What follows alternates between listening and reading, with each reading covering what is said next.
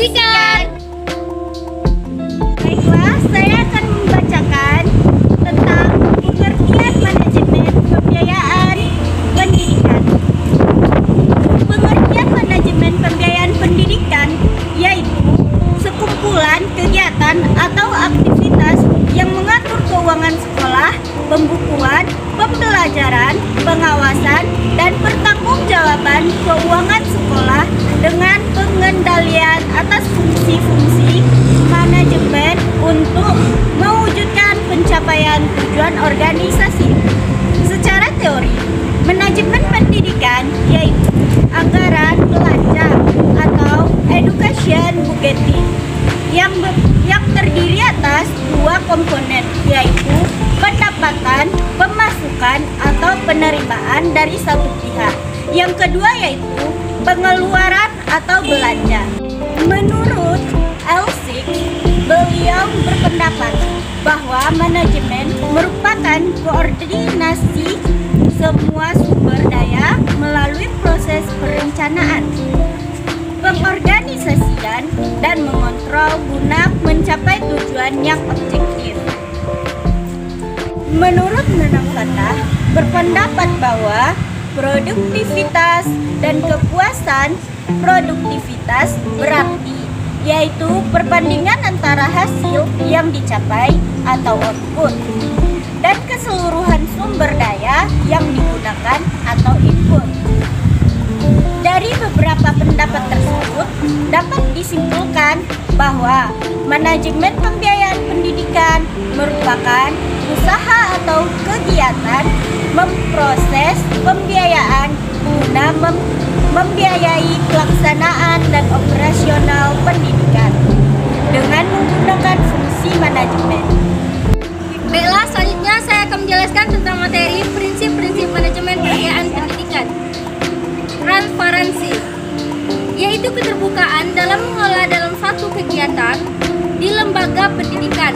Bidang manajemen keuangan yang transparan berarti adanya keterbukaan dalam manajemen keuangan lembaga pendidikan. Akuntabilitas, kondisi seseorang yang dinilai oleh orang lain karena kualitas performansinya dalam menyelesaikan tugas untuk mencapai tujuan yang menjadi tanggung jawabnya. Akuntabilitas dalam manajemen keuangan berarti penggunaan uang sekolah dapat dipertanggungjawabkan sesuai dengan perencanaan yang telah ditetapkan. Saya akan melanjutkan tentang prinsip-prinsip manajemen pembiayaan pendidikan. Yang ketiga yaitu efektivitas. Efektivitas yaitu sebagai pencapaian tujuan yang telah ditetapkan. Gardner mengartikan efektivitas sebenarnya efektivitas tidak terhenti sampai tujuan tercapai, tetapi sampai pada kualitatif hasil yang dikaitkan dengan pencapaian visi lembaga.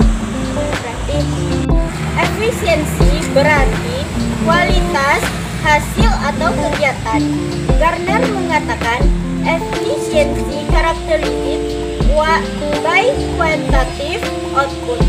Efisiensi adalah perbandingan yang terbaik antara masukan dalam kurung input dan keluarkan atau output, atau antara daya dan hasil. Selanjutnya yaitu teknik-teknik manajemen pembiayaan pendidikan. 1. Investasi infrastruktur pembelajaran, yaitu sumber daya pada saat ini untuk mendapatkan manfaat pada masa akan datang. Investasi merupakan suatu alternatif penggunaan dana yang berisiko, karena investor pada umumnya tidak mengetahui dengan pasti tingkat keuntungan yang diperoleh. Adapun anggaran biaya investasi infrastruktur sebagai berikut. 1. Anggaran biaya proyek infrastruktur. 2. Anggaran biaya operasional dan pemeliharaan infrastruktur. 3. Anggaran biaya peningkatan kualitas infrastruktur. Investasi infrastruktur penelitian, Investasi ini terdiri dari anggaran biaya pengadaan atau pembuatan infrastruktur penelitian. Dengan anggaran biaya operasional dan pemeliharaan infrastruktur penelitian dan anggaran biaya peningkatan kualitas infrastruktur penelitian. 3. Investasi pembelian teknologi.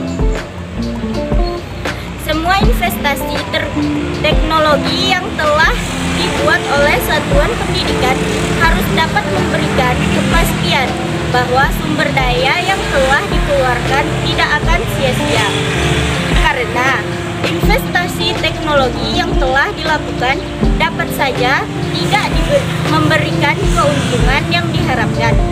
Bila tidak ada perubahan kepastian satuan pendidikan, proses pembelian teknologi dilakukan melalui proses pengadaan barang. Misalnya, pengadaan alat, peraga, atau pengadaan komputer. 4. Jenis biaya.